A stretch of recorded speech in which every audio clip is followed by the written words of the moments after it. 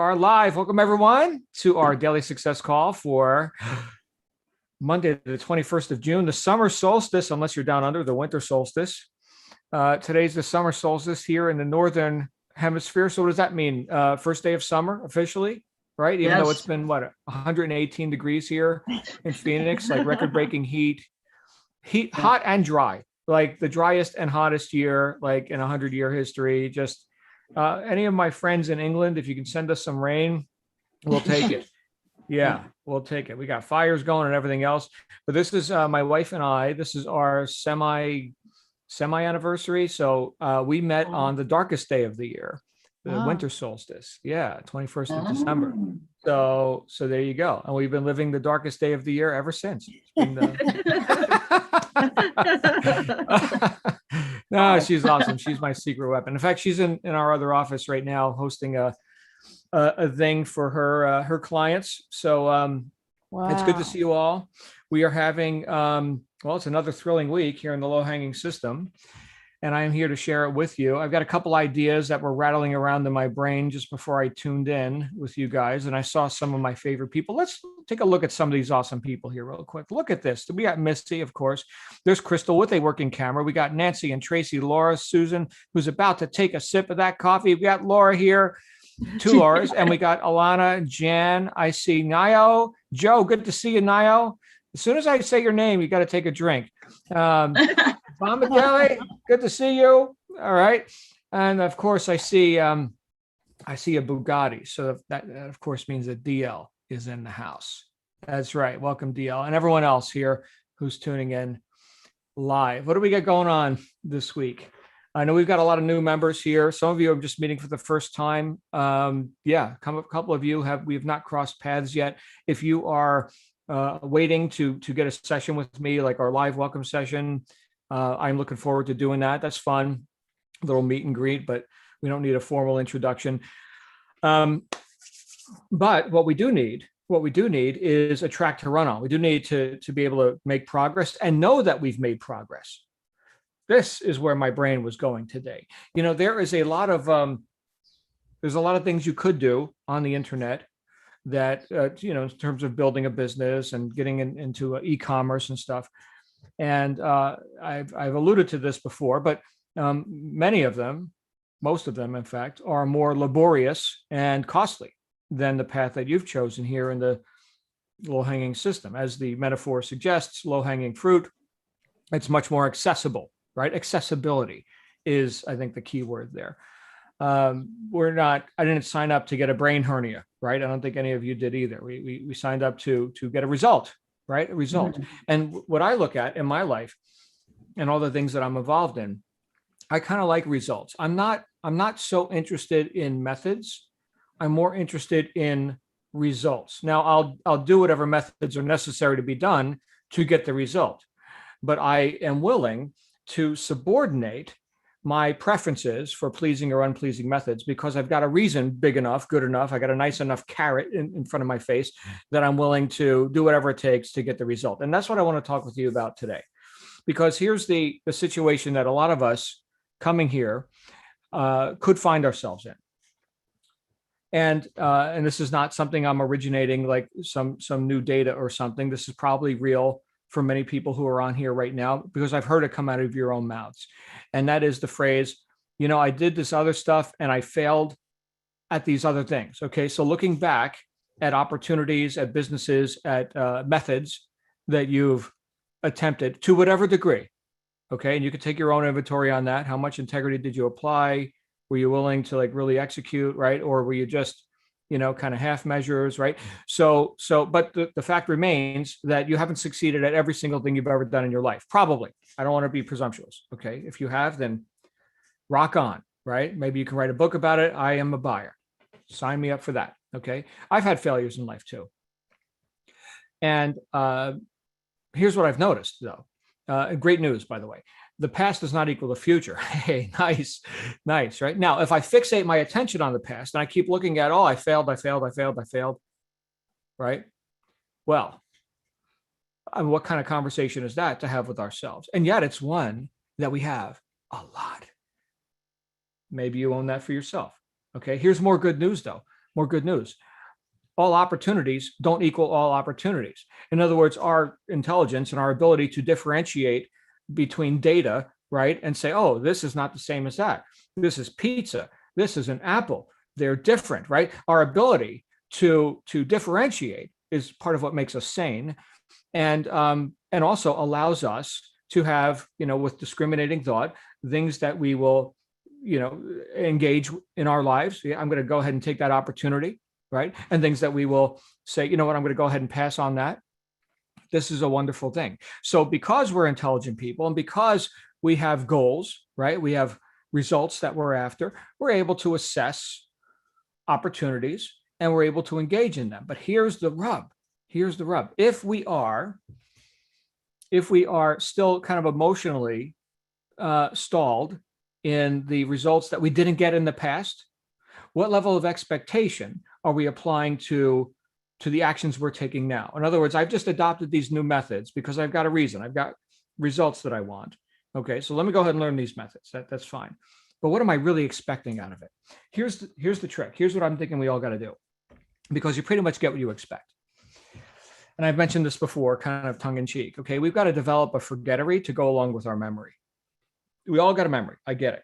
It's a good mental faculty to have. That's really good. That's why when I walk out and I see my daughter, I know who she is, right? I remember, right? That's my daughter.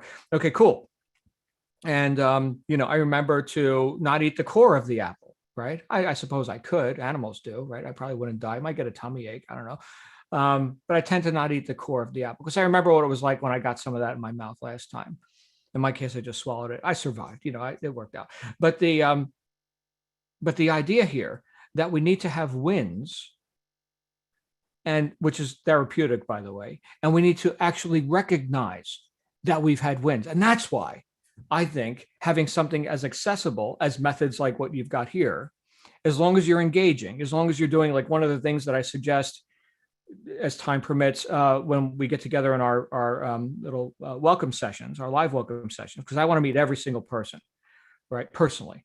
All right. I want you to know how real this is. And I want you to know how important your goals are to me, like for real. Okay.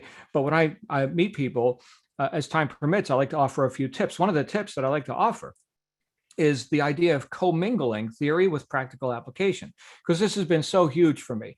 So huge. It is one thing to sit there with a head full of theory that you don't quite execute and therefore remain incompetent. It's another thing entirely to execute the theory and become competent, and now you don't even need the theory anymore. How many of you in life, okay, you've got the you're excellent at something, right? Come on, we're all excellent at something. It's okay to brag a little bit here. You're really, really, really good at that thing. You may suck at like 99% of all the other. That's fine, okay. But this thing, you're good. And how did you get good at that? Well, you practiced it, right? You did it over and over again. Maybe out of necessity, right? Maybe it's cooking dinner for your children or something. Okay, you're a good cook. I'm not. Any good cooks here? You're better. I know how to put the chicken pot pie in the microwave, click the button. Hey, right. That's it, right? But you're better at that than I am, right? You're competent, right? You could say even expert. I know we've got some chefs in our midst, right? That's not as an accessible of a path as what we're doing here, right? Restaurant business is a little bit rough, especially if people are doing the lockdown thing and COVID and all that. Some people have adapted and pivoted and overcome that. Here's the takeout, here's the delivery service, right? But anyway, that's a road you could go down. What else? What else could you be good at? Here's Julia saying, I am an incredible writer, not such a great cook. Fantastic. So we show up here with things that we're good at, and we can recognize that. We can have a win there. We can have a win. We can accept that. We can validate ourselves, right? And we can also recognize that there are things that I'm not good at. And why am I not good at that? Here's the thing. In my first book, I wrote about trigonometry. I wound up dropping trigonometry in high school. A lot of kids were on this path of, you take algebra and then like geometry, so geometric, mathematics, and then trigonometry, and then calculus, and then you go off to university to teach, more stuff that you're never going to use in your life. And I thought, you know what? I'm just not interested. So I had a very, very low aptitude for trigonometry and a very low interest. So interest renders aptitude. This is what I wrote about. I was like, I am highly interested in a few things in life. And wouldn't you know it, I have an aptitude for those. I got a guitar right there. I'm interested in music, right? So I don't suck as bad. I still kind of suck, but I don't suck as bad on that instrument as I would if I had no interest in it at all. So interest renders aptitude. Okay, I'm interested. Are you interested in these goals, these objectives that you set for yourself? Of course you are. Does that mean that you can then develop an aptitude and competence in that area? Of course you can. Now, they may not all be as pleasing as sitting around strumming on a guitar, okay? But what you've got to recognize, just like when I'm on that guitar, and I get this, I get the fingers working with the brain, right? That's the trick, right? I can hear the music, but can I make the fingers do it? I get the fingers working with the brain, and it's a victory. It's a win. Listen to that. That doesn't sound like total crap. That actually sounded like music. Praise the universe, right? Can you experience those wins incrementally? That doesn't mean I'm Joe Satriani or Yngwie Malmsteen, because I practice for 15 minutes, right? These guys practice 10 hours a day. But can I recognize the win, the incremental wins? Because look, we stack up these incremental wins and it becomes an exponential increase. A lot of people here, you're looking at, I'm making, 10,000 a month or whatever at my job, and I want to make 20, or put in whatever numbers are for you. I make it 5,000. I want to make 10, right? So whatever's real for you there. So you're looking to exceed your best up to this point. So here's your best up to this point, and here's where you're looking to go. A little bit higher, maybe a lot higher. Okay. But we could say even a doubling, let's say you're making 10, you want to make 20. That was my first goal when I was looking to transition out of corporate. I was making 10, working 80 hours a week, miserable, and I wanted to make 20. We could call that an exponent, right? So that would be an exponential increase. But we get to these exponential increases by accruing incremental increases. And here's the trick, noticing that we did. So just like we're able to go ahead and invalidate ourselves for all of our blunders up to this point, oh, I'm such a loser and all that, right? All that self-deprecation crap. We've got to get a little bit humble here. And when I say humble, you may think, well, hold on, John. Hold on. How does humility have to do with this? Hold on. What is humility? Here's my favorite definition. Honest self-appraisal. Honest self-appraisal. So that means, yes, I've blundered, but yes, I'm also a winner. Yes, look at the victories. Look at these little incremental wins. I won. And it's a statement of humility to say, I rock in that area. I just did that. I cook, I write, I play the guitar. I get my accounts running. I did 100 designs in my e-commerce, with the coffee mugs, right? These are all wins. And if we're not acknowledging them, it's so easy to go on what I would call a downward spiral. So you think of it like this. And then I'm going to open it up for commentary here, because this is I think a hot topic, and just because I love to hear from you guys. So you've got a process, a cycle, if you will, of thought, emotion, action, and result. Thought, emotion, action, result. This is, in fact, you can see this in one of the books I recommended, Weldon Long, Power of Consistency. He talks about this exact cycle. Thought, emotion, action, result. So I have a thought based on something that I've observed, excuse me, either present time or in the past, or something I'm projecting in the future. This is a great argument for staying in present time and being objective, by the way, and not projecting and being subjective and being, all over the place, 1 foot in yesterday, 1 foot in tomorrow, crapping all over today. No, you want to be in today, right? So I've got a thought about, here's this goal, here's this work that I could do, right? And in present time, I assess my situation. I've got tools here. I've got a computer, right? I got my coffee cup. I've got, air and gravity. I'm good to go. Okay. So in present time, right? I'm good to go. Okay. How do I feel thinking about the work that I'm about to accomplish? Yes, accomplish. I like accomplishing stuff. Done is my favorite 4-letter word. I like that. Oh, it feels good. I feel enthusiastic. I feel conservative. I feel elated. Whatever the feeling is. Okay. But it's based on that feeling that I now choose to act. That expectancy, we pretty much get what we expect. My expectancy that I can do that. I'm interested. Yes, I have an aptitude. Let me go ahead and execute. And because now I've taken action, I get a result. Pleasing or not, right? Is it magical? Is it Is it the best or the worst? It's a result. And then we look at that and we have another thought. Oh, look at that result. I think that's okay. Or I think I could do better or whatever. Feelings, actions, results, upward spiral. We have to recognize that we are in fact accomplishing stuff, little incremental things, and build ourselves up. Again, this is a statement of humility.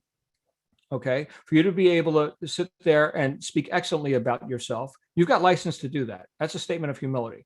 If you're a high integrity person and you're taking the action that you deliberately decided that you're going to take, right? That's successful people, right? Anyone who's deliberately taking action towards a known self-determined goal is in that moment a success. You've got to be able to recognize that.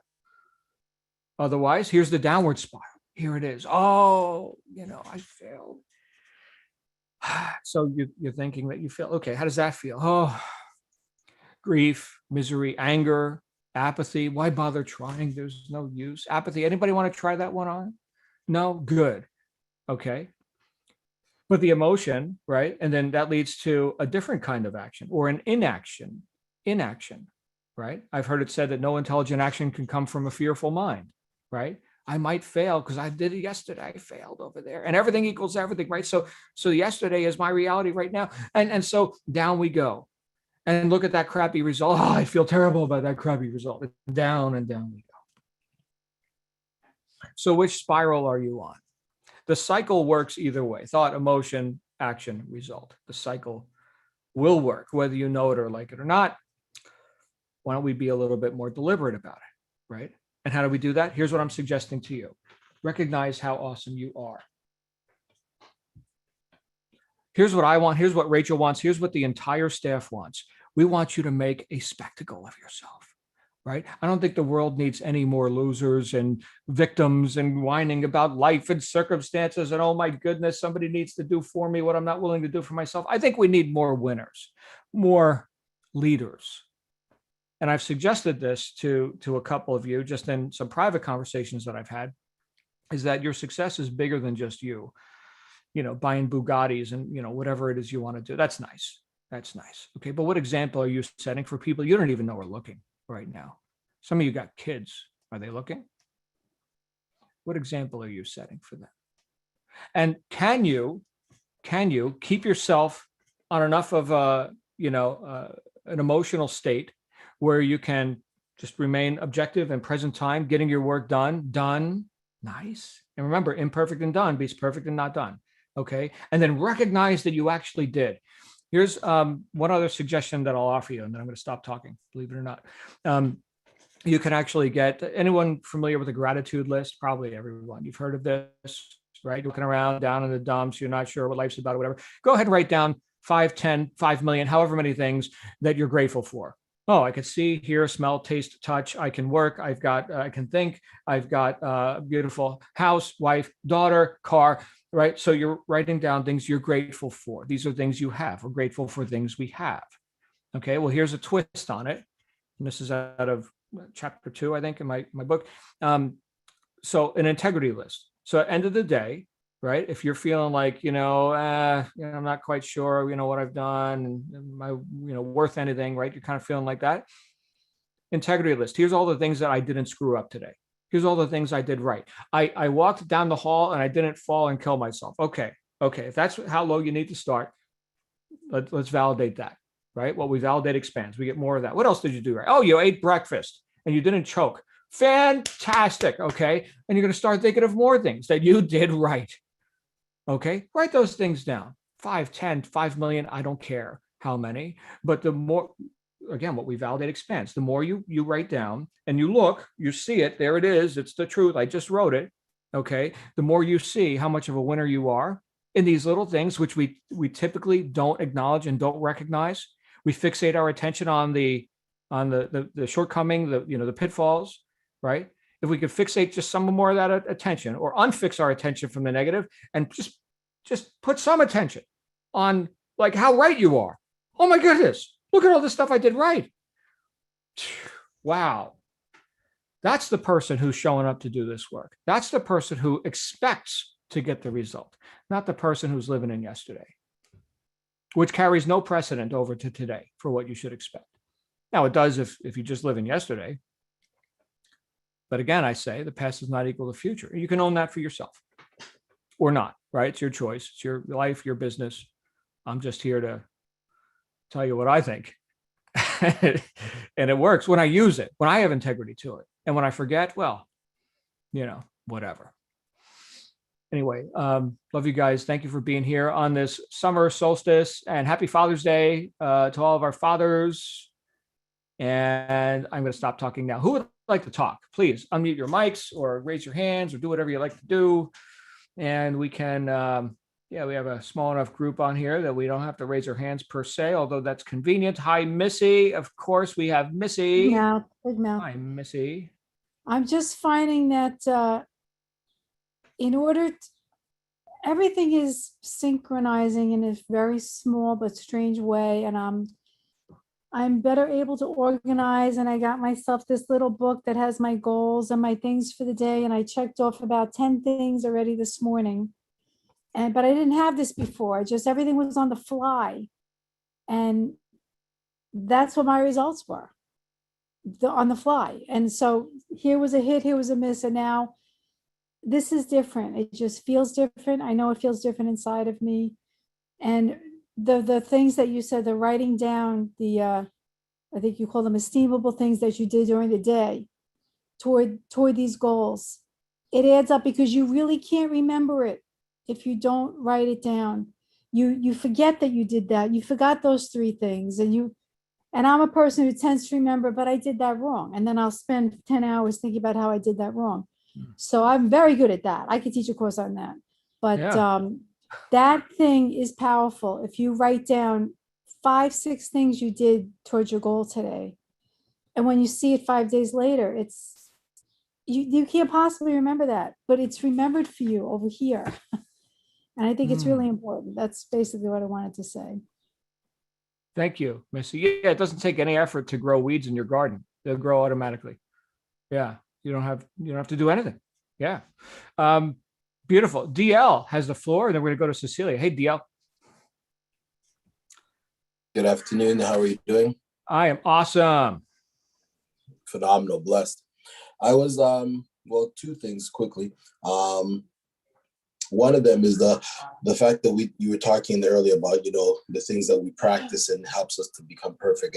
I did notice the guitar in your background, and I was actually wondering if you actually did play it, but phenomenal. I dust it off sometimes, and I look at it, and right. So how do you feel about this term when people talk about practice makes perfect? For me, when I introduced that train of thought, I actually used it the other way and said perfect practice makes perfect. Not because if we can practice you could be cooking the same thing over and over again, and it doesn't turn out great because you keep repeating the same thing. But we got to perfect it, then practice it to make it greater. That's what I believe. I think we should start using that term that people understand. We got to perfect it, then practice it to make it greater. Right. I've heard both terms, and I think practice makes perfect is something, from the 1800s or something, when I guess people still believed in perfection as some sort of an attainable reality. But perfect practice would make perfect if that was also possible. Here's the thing that I've noticed, DL, is that training teaches you what to do and what to practice. So you could practice the wrong stuff. So we start with training, and let's say that it's so-called perfect training. Okay, now we know what to practice. And this is why we take courses and we do the thing. I think that I've been involved in like the shooting sports, right? So there's so much that goes into that. Tiny little nuances, like fractions of millimeters of movement, can completely change the trajectory of, the bullet and all that. And so, what are you practicing? What are you practicing? Some self-taught crap that doesn't even, no, go get trained. And then now you know what to practice, right? So stuff like that. Yeah. Thank Agreed. you. Yeah. My second point was what you were talking about in your last statement. You did introduce to us in your introductory video about taking that time out in the morning and, so whatever time you allot, 15, 20, half an hour, and do your meditations. And I think if we practice that, then in that meditation, we should be taking time out to do, as you suggested, is looking at what we have done great for the week or yesterday, and what is my strong points, and be thankful for that. Appreciate that, because I mean, we do have a lot of negative, what should I say? A lot of negative things around us when we don't feel, like for myself, when I don't, there's things I struggle with, and when I see that, I'm back there again. Yeah, it can continue down that, push you down that spiral. But if we do take time out to appreciate where we are, and well, not just where we are, what we've done well, and celebrate that, then it can help to push us back up. So talking about the state of mind, appreciating where you are, and thanking God for that, or Beautiful. whoever you serve. Sure. Yeah, fantastic. Thank you, DL. Beautiful stuff. I mean, for me personally, I mean, the Bugatti for me is just a motivational to look at something that's way above my head at the moment. But between here and there's so much levels I need to attain. I'm a leader, and I won't go into that now to take up any time. We just had a celebration yesterday for our youth department that has done so much things in the past year. So for me right now, being here, it's about continuing to maintain that altitude of going forward. Because I mean, once they catch up to where I am, I can't just stay there and expect to teach them anymore. I need to keep going higher, that then now they can catch up with me again. And then I'm going to take off again and go to the next level. So one of my fears is just, I don't want to become stagnant, so I take being here on these calls daily, whatever you're saying, I take it serious, because you have been where I'm trying to go. So when I mean, there's so much other things I could be doing right now, studying the courses on LHS right now, but I take that out to be here because I'm trusting the wisdom that you're downloading to us for that, so we can get up to where you are as you climb the ladder and get to the next level. That's why I'm here. So. Thank you, DL. Yeah, I mean, if it was just about the mechanics, then we wouldn't be doing any of this. So I'd say, sitting on the side of the table that I'm sitting on, I will tell you, it's like 95%, not the mechanics, about 95%. And I'm being generous to the mechanics. So, the nuts and bolts how-to stuff. Yeah. So yeah, thank you. I'm so glad you're here, and DL. And the interesting thing too, because I see the Bugatti and I see, I know that's DL. And funny enough, when you're in a position where you've got $1 million to throw at a car, you may decide, no, I won't, right? I'll go put it somewhere else, right? I mean, you could also do both, okay? But like $1 million car, where are you going to drive it, right? I thought about that. I was looking at Lamborghinis, like, where the hell am I going to drive this thing, right? I could sit there and look at it, right? I could polish it. Oh my goodness. Yeah, things are the thieves of time. I don't know if any of you ever heard that before. Yeah, I got to polish my Lamborghini, man. I need to spend all afternoon. Cecilia's got the floor. Hey, Cecilia. Come on down. Let's get your mic unmuted. All right. Hello, everybody. Hey. Happy Father's Day to you guys. Thank you. Yeah, I heard something about the Bugatti, though, that when you get a Bugatti, you're supposed to hire somebody to drive you around. So, no, that's a Rolls. That's a Rolls Royce. I remember when I bought a Bentley. I bought a Maserati for myself, and then my wife wanted a Bentley, which of course costs more. And so we went to the Bentley / Rolls dealer, and I was looking at Rolls, and the guy there said, well, you drive a Bentley, you get driven in a Rolls. I'm like, oh, now I understand. Yeah. Right. Okay. Right. All right. Yeah. So about what you guys touching base on what you guys were talking about, basically about. I am a procrastinator myself, but when I was growing up, I'm a perfectionist and I'm an observer, but now I'm getting more like out of my comfort zone. So, but the thing about the field that I work in, it's on the job, learning and stuff. So what happens is you're doing the work, but then you're going to school, and then when you go back to your job, and maybe not that time, but maybe like a year or two later, you're like, oh, that's why they had me do this, because now I understand why I had to do it this way. So basically, it's like fake it till you make it. So you steal the eyes, you just learn from the other person, and then you try to improve your skills. And if you're not doing anything, you're not going to be learning where your weakness is and where you need to get more training in that particular area that you're falling behind on. I wanted to bring up a point about, like, great job, Missy. I like that idea because that always helps me with having something to write something down, and then, okay, if I don't get it done, okay, it goes on to, like, my next week, what do I gotta, like, or the next day, what do I gotta do? So I think that works for me. So I hope it works for everybody too. But let me see. Oh yes. Also, good thing to write down things that pop in your head, because sometimes, like, I'll go to the bathroom and I don't have a piece of paper or anything. Something pops in my head, and then I get distracted later on and say, oh yeah, wait, what was that again? And I'm like, oh, I forgot it. It was such a good thing, but I forgot it. So it's always good to have something, either your phone, a piece of paper, just something, a recorder, just to, like, record anything that comes to mind.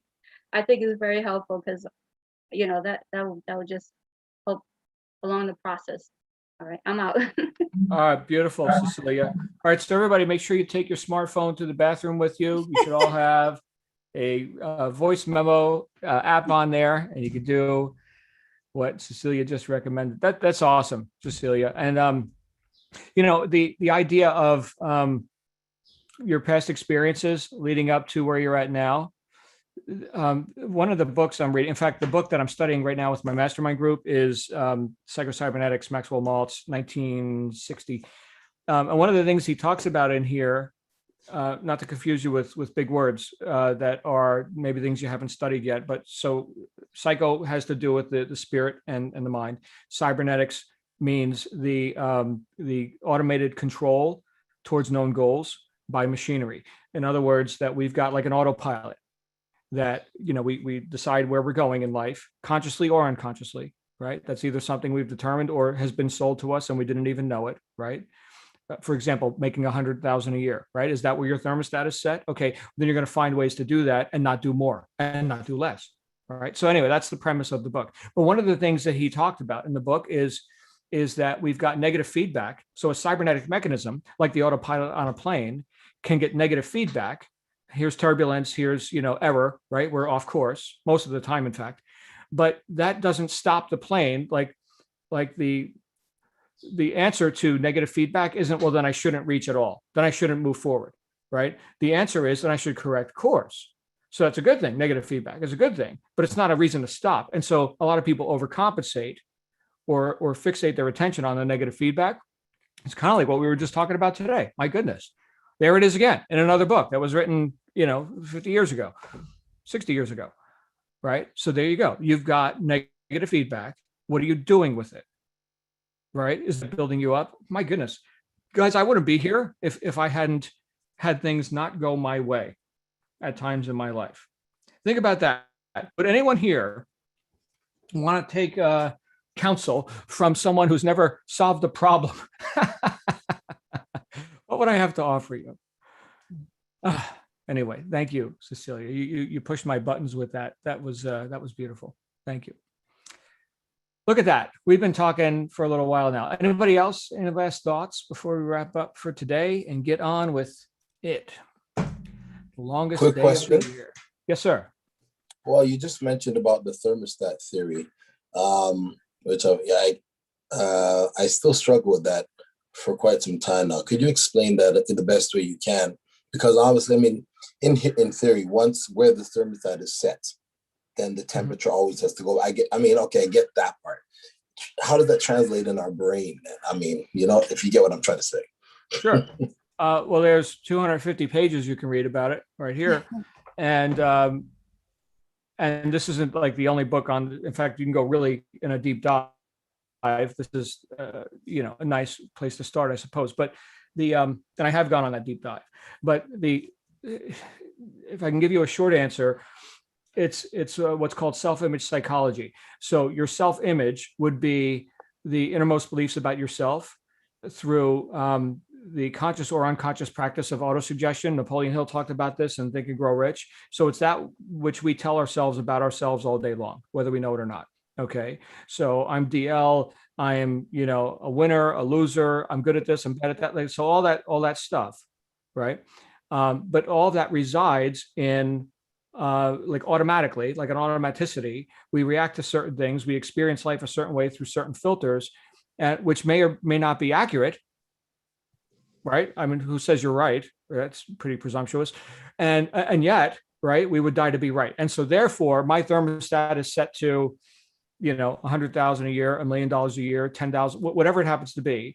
And so Right. I will attract, not consciously per se, but the argument in the book is that your self-image is actually what makes your choice. I will attract opportunities. If my stats are low, I will attract opportunities to get them to the target.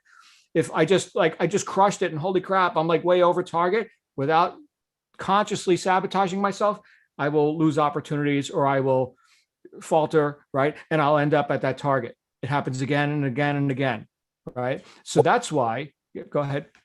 Well, sorry. Last night, before going to bed, I literally changed my number.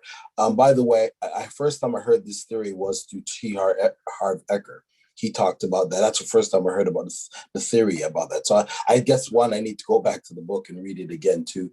Number two, though, so like I said last night, I literally changed my number. I actually lowered it.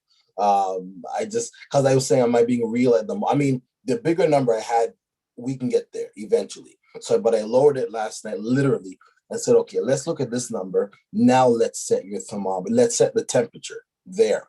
So that's why, as you said, that it kind of hit me because, I need to break that glass ceiling. I need to break that glass ceiling. Now, does a message board really help to bring that into? Is that what also helps to do that? A message board? Like a dream board? Sorry, vision board. Sorry. Yeah. Dream. I'm sorry. Yeah. There's evidence. I mean, why else would you have a Bugatti as your still shot on your Zoom, right? You keep looking at it. We become what we think about. Bugatti. And you know what? I would venture that if you continue to want a Bugatti, it'll probably be a red one.